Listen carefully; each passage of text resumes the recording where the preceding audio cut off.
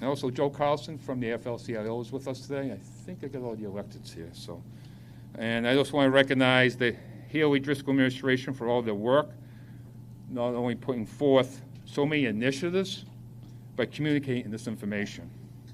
This is the second week in a row where Governor Healey, the Lieutenant Governor, has come out to the city of Worcester. Much appreciated.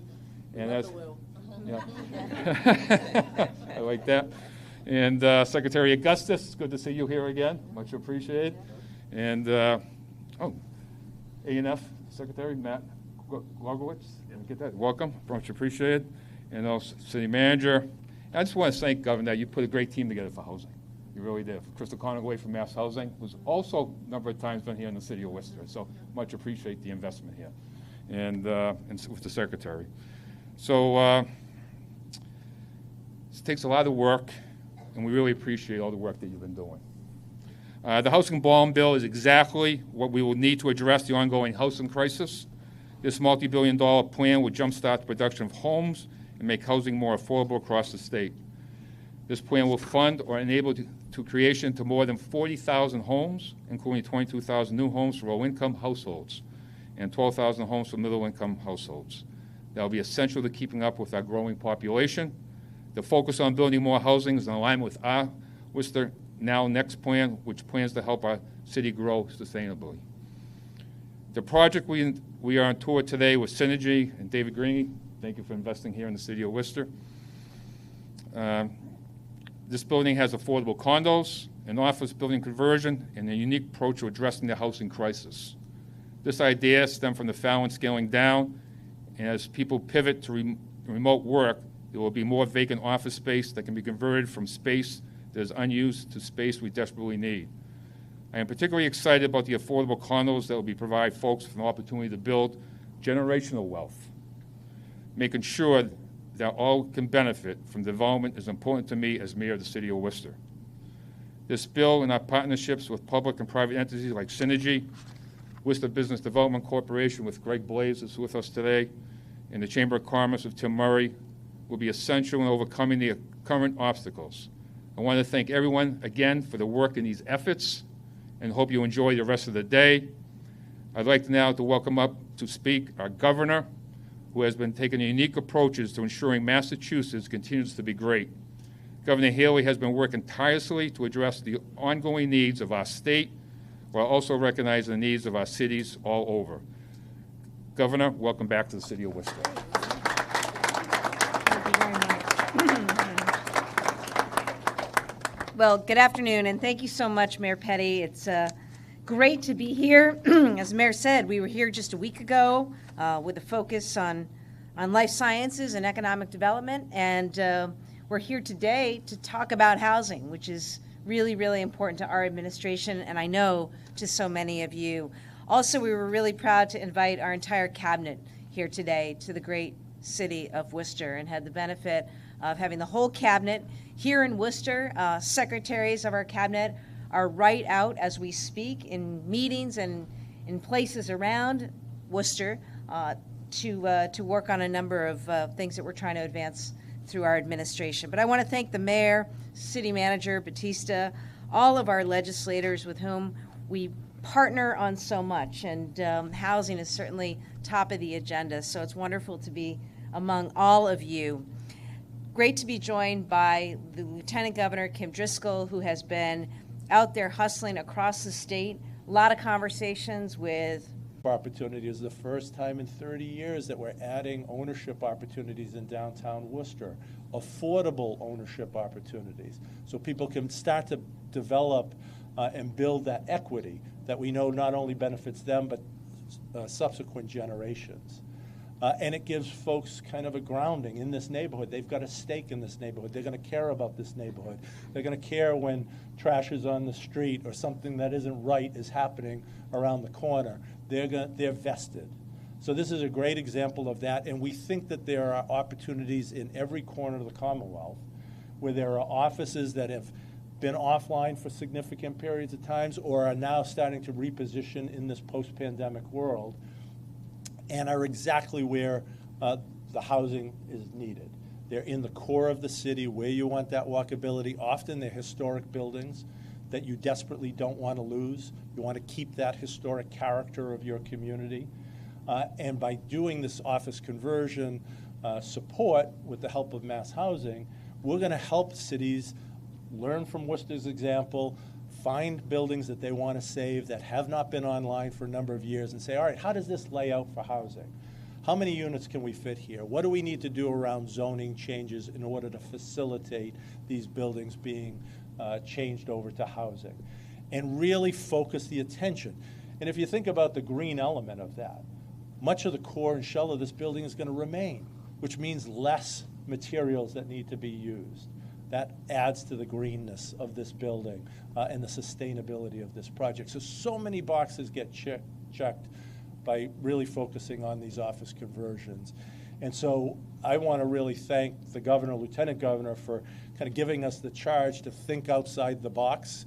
And as was mentioned, the Affordable Homes Act really is going to be complementing this effort, because there's this innovation fund that has a substantial amount of dollars there, that as communities go through this planning process and figure out the buildings they want to convert, there will be substantial resources from the Commonwealth to partner with them to make those conversions possible and financially doable. So again, I'm going to pick up on the name of synergy. There's a lot of synergy in this strategy here by really facilitating the planning now, so that when the bill is done, we're ready to go, because the governor and the lieutenant governor made clear we don't have a minute to waste.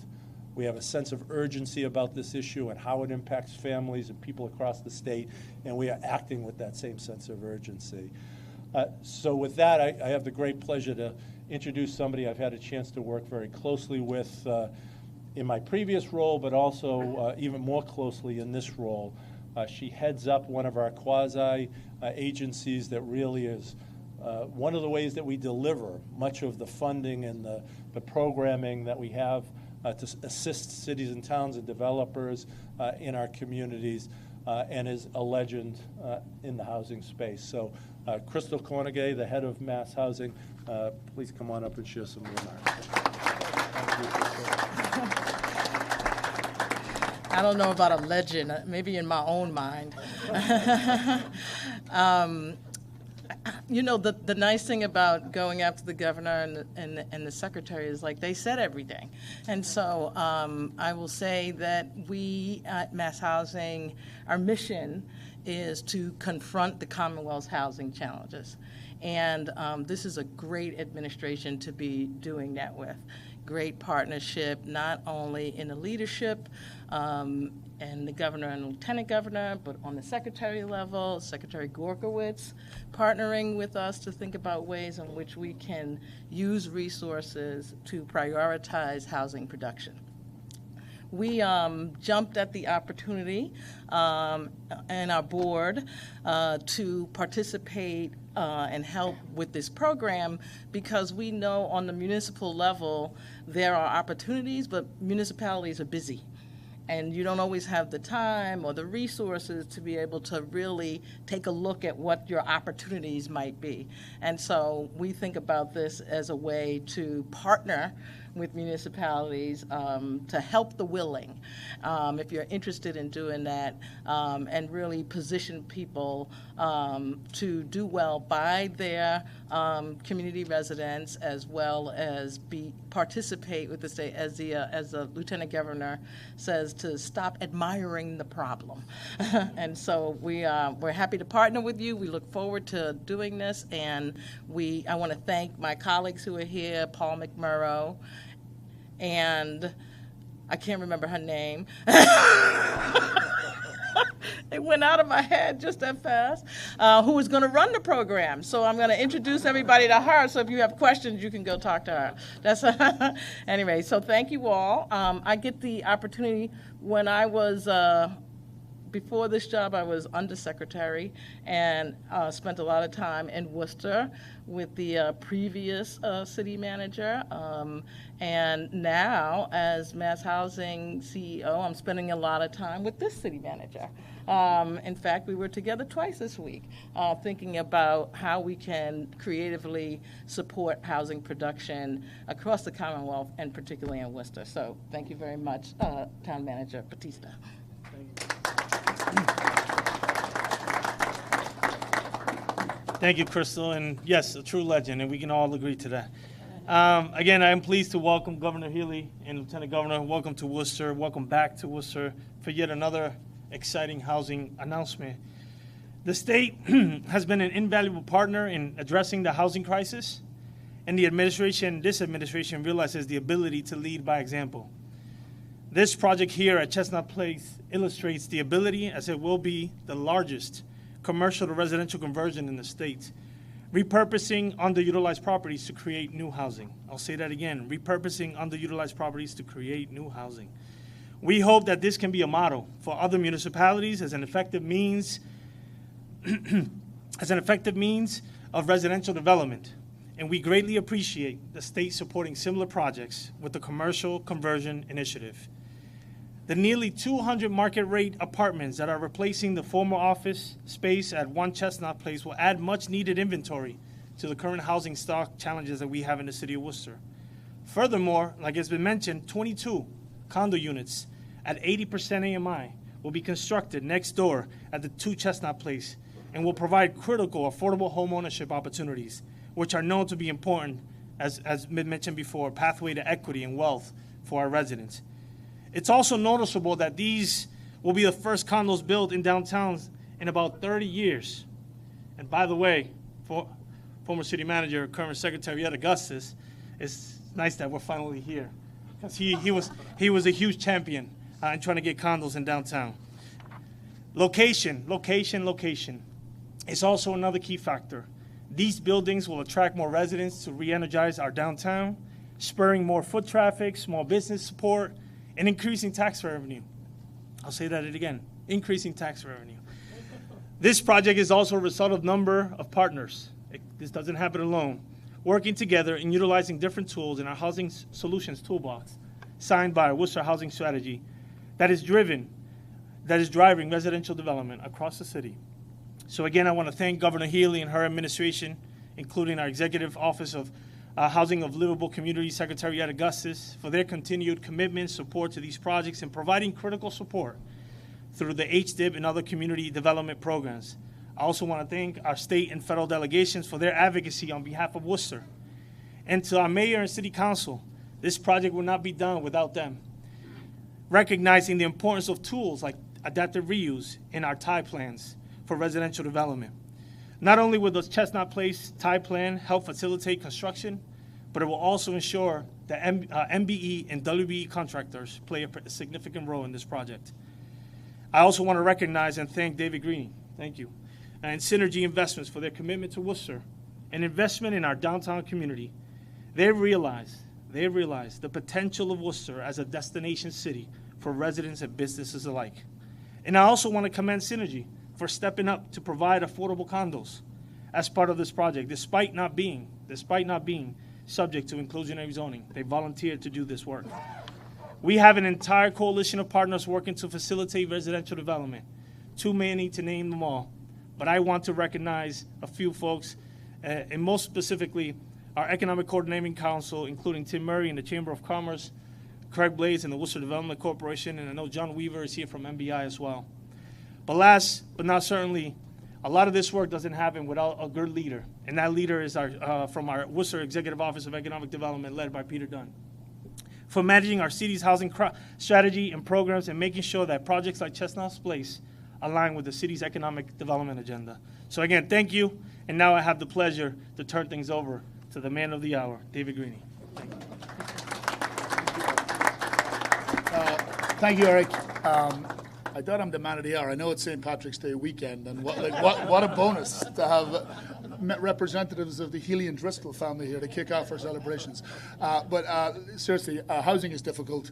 Office to conversion housing is even more difficult. There is no way that this project would happen without a true public and private partnership. I want to thank the Governor, Lieutenant Governor, Secretary Augustus, Mayor Potty, Chrystal over at MassHousing and her team, Kate Racer working with the Secretary and her team. Everybody has been like, let's find a solution.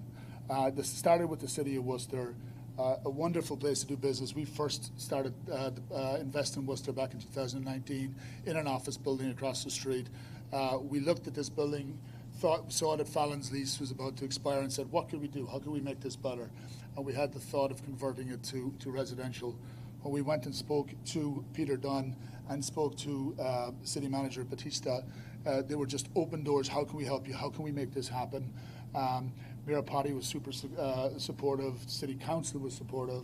It is just a breath of fresh air to be able to come into a city with a can-do attitude, and then Worcester has that. And you combine that with the priority for housing that this administration has, and that's kind of why we're here today.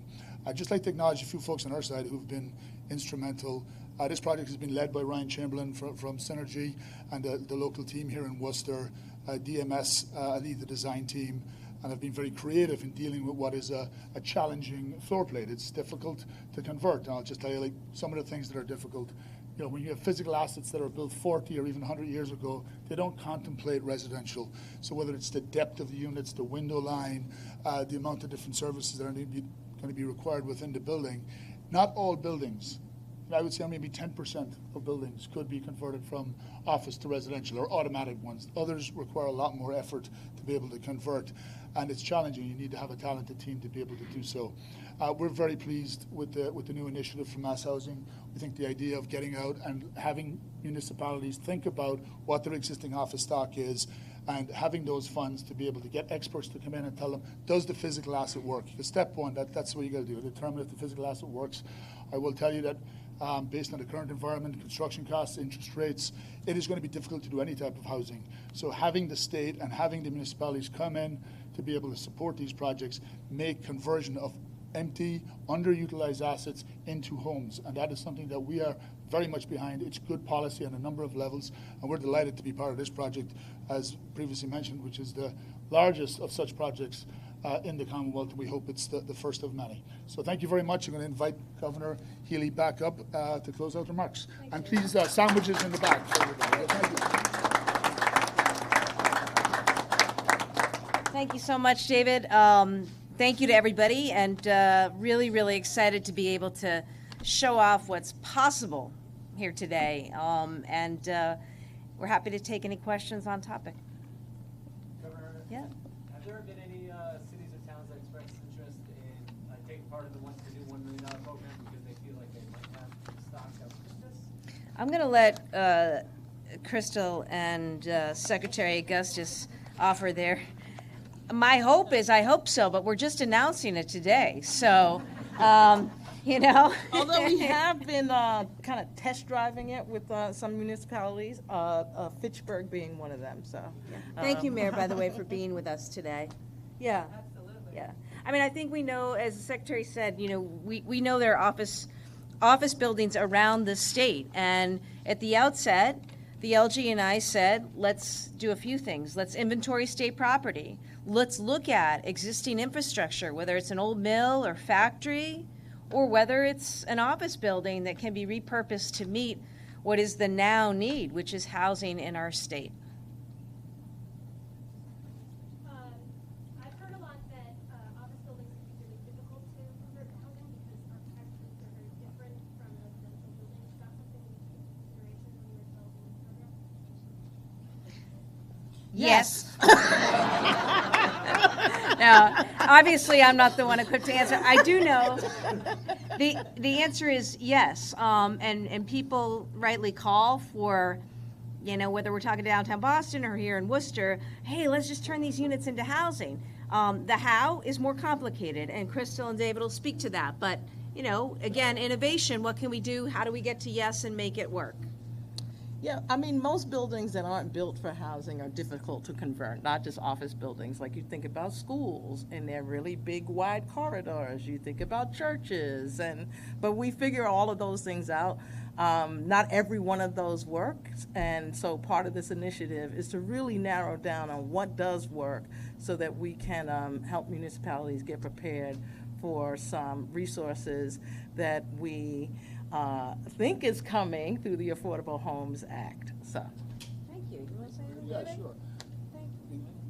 Yes, it is. It's super difficult, because of, the construction, the depth of the properties, et cetera. So you really have to have a creative team, and you really have to be able to, get in there and understand, because it's too easy just to say, let's convert office to housing.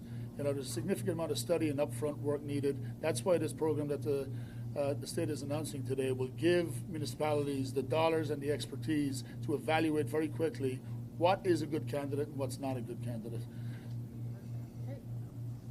One more? Yes. Another question for Chris, actually. Do you know what the market price, or the price of heat apartments or housing is going to be for this new Sure.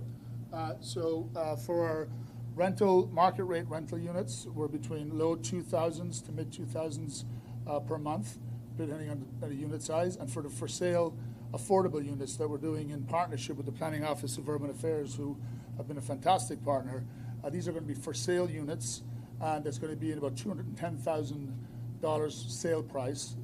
Again, on average, depending on the size of the units, and that would be through the lottery system at 80% of AMI. Okay. All right. Thanks, everybody. Happy St. Patrick's Day weekend, too. I'm sorry, it's Monica.